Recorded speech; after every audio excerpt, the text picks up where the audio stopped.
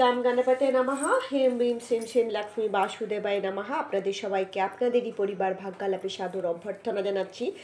আজকে খুব সুন্দর একটি তথ্য নিয়ে আমরা আলোকপাত করব, সেটি হচ্ছে দ্রব্য শুদ্ধি, অর্থাৎ তামা, পিতল, কাঁসা, সোনা, রূপা, এমনকি জল যদি কোনোভাবে পুকুরের জল, নদীর জল, কুয়োর জল যদি কোনোভাবে অশুদ্ধ হয়ে যায়, সেটা শুদ্ধি করার কী উপায়? আর সোনা, রূপা, তামা, পিতল, লোহার সমস্ত কিছু দ্রব্য কিভাবে শুদ্ধ করা যায়, অর্থাৎ কোনোভাবে হয়তো অপবিত্র হয়ে গেছে, অশুদ্ধ হয়ে গেছে, আপনাদেরকে পুরাণ থেকে শ্লোকও বলে দেবো, পুরাণ থেকে তথ্য আপনাদেরকে প্রদান করব। চলুন আমরা সে সম্পর্কে জেনে নিই। কিন্তু তার আগে যারা এখনও চ্যানেলটিকে সাবস্ক্রাইব করেনি তাদেরকে অনুরোধ করব চ্যানেলটিকে সাবস্ক্রাইব করে পাশে থাকা বেল আইকনটি ক্লিক করার জন্য। আমাদের ভিডিও ভালো লাগলে লাইক করবেন, শেয়ার করবেন, কেননা আমরা অনেক সময় কি করব ভেবে পাই না। হয়তো কোনোভাবে আমাদেরকে অশুদ্ধতার মধ্যে দিয়ে যেতে হচ্ছে, জিনিসগুলো ফেলে দেবো, এত দামি জিনিস, তাই কি করবেন? দেখুন, প্রথমেই বলে রাখি যে বাজার থেকে আপনি যখন জিনিসগুলো কিনে আনবেন, তখন কোন জিনিস কী দিয়ে আপনি শুদ্ধ করে নেবেন, কেননা বাজারের জিনিসে বিভিন্ন জন বিভিন্ন রকম কী করে, বিভিন্ন রকম অরা নিয়ে সেটা টাচ করে। আর দ্বিতীয় নাম্বার, জানেন তো আজকাল চোখের সামনে গতকাল বাজারে গেছিলাম, সেই বাজারে গিয়ে দেখছি যেখানে থালা বাসন বিক্রি হয় সেই দোকানের মধ্যে কুকুরে ঢুকে শুয়ে আছে। আমাদের শাস্ত্র বলছে যে কুকুরকে যদি আপনি ছোন বা কুকুর আপনাকে ছোন, তাহলে আপনাকে সবস্ত্র স্নান করতে হবে। তাহলে বুঝতে পারছেন? তাহলে সেই জায়গা থেকে যদি আপনি জিনিস নিয়ে আসেন, শুদ্ধি তো আপনাকে করতেই হবে। কিভাবে করবেন, এটা একটা নমুনা দিলাম, আরও এরকম নানা রকম নমুনা আছে। কুকুর বাড়িতে পুষলে কি হয়, আমরা এই নিয়ে ভিডিও করেছি, আপনারা দেখে নেবেন। আমাদের ব্রহ্মপুরাণ জানেন, 18টি পুরাণ আছে। ব্রহ্মপুরাণে বলা হয়েছে সুবর্ণ রৌপ শঙ্খাম সংশ্রুতি রত্নময়ানি চ কাংস অস্ত্রম তাম্রে তানি ত পুষি সময়ানি চ নির্লেপানি বিশুদ্ধন্তি কেবলেন জলেন বা।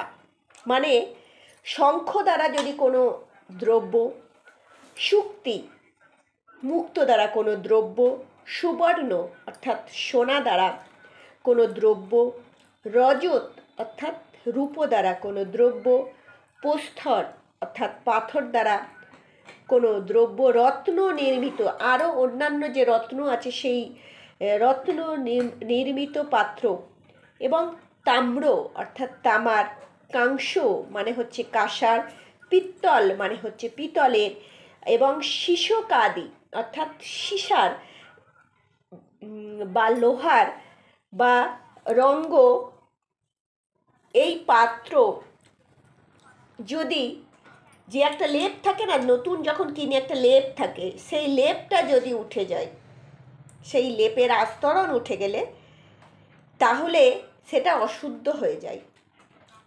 ভালো করে শুনে নিলেন, যেই সুন্দর একটা চকচকে একটা লেপ থাকে, সেটা যদি উঠে যায়, দাঁত বের করা হয়ে যায়, বাংলায় বললে খাঁটি বাংলায় চলিত ভাষায়, তাহলে আপনি জল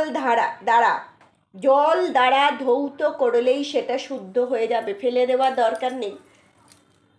হ্যাঁ, আপনি পালিশ করে নিতে পারেন, কিন্তু এনে জল দ্বারা আপনি কি করবেন, শুদ্ধ করে নিতে পারবেন। ব্রহ্মপুরাণ বলছে, ব্রহ্মপুরাণে আরও লেখা আছে যে এই যে পাত্রগুলোর কথা বললাম, শঙ্খ, তারপরে আপনার মুক্ত দিয়ে তৈরি সোনা, রূপো, পাথর, রত্ন দ্বারা, তামার, কাঁসার, পিতলের, সীসা, লোহা, রঙ্গ, এই যে পাত্রগুলো যদি কোনো মহাপাতক স্পর্শ করে বা পায়ে ঠেলে ফেলে দেয়, হয়তো পা দ্বারা পদাঘাত করলো, তাহলে কিন্তু সেটা অশুদ্ধ হয়ে যায়। বা কোনো ধরুন বাচ্চা হয়েছে এবং রজস্বলা, অর্থাৎ জননা ঔষধ চলছে, সেই রকম মহিলা যদি পা দিয়ে ঠেলে দেয় বা তার পায়ে লেগে যায়, তাহলে কিন্তু তাকে শুদ্ধ করতে হবে, সেটা কিন্তু অপবিত্র হয়ে যায়, অশুদ্ধ হয়ে যায়। কোনো মহাপাতক, কোনো ভ্রষ্টাচারী, কোনো হিংসুক পতিত মানুষের পদাঘাতে যদি বা পায়ে লেগে যদি, বা সে যদি সেখানে কোনো কিছু খাবার খায়, সেই এই যে পাত্রগুলোর কথা বললাম, তাহলে সেটা অপবিত্র, অশুদ্ধি হয়ে যায়।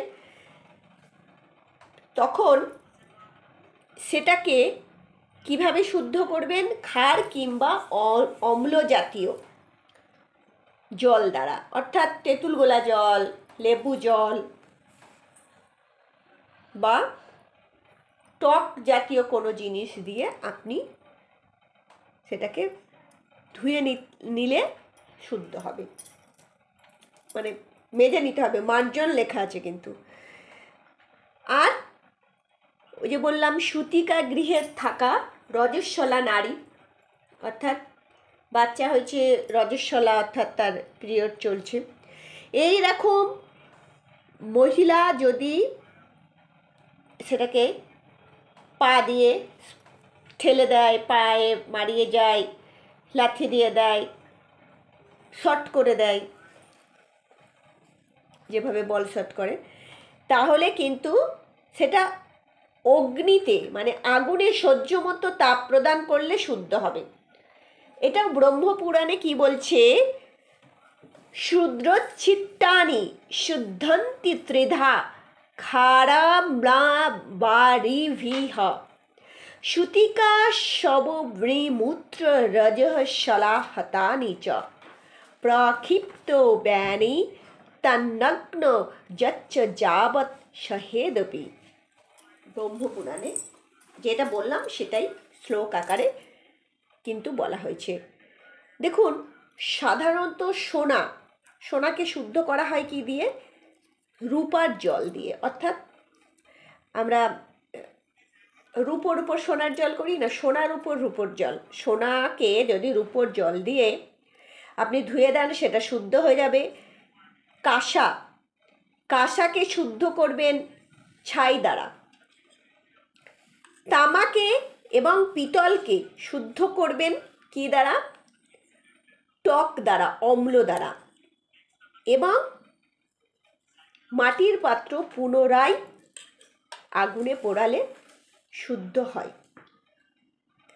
এখানেও শ্লোক আছে, অম্ভৌষা হেম রৌপাহ কংসম শুদ্ধতি ভস্মনা অম্লেস্তম চ রৈতঞ্চ পুনঃ পাকেন মৃন্ময়াম।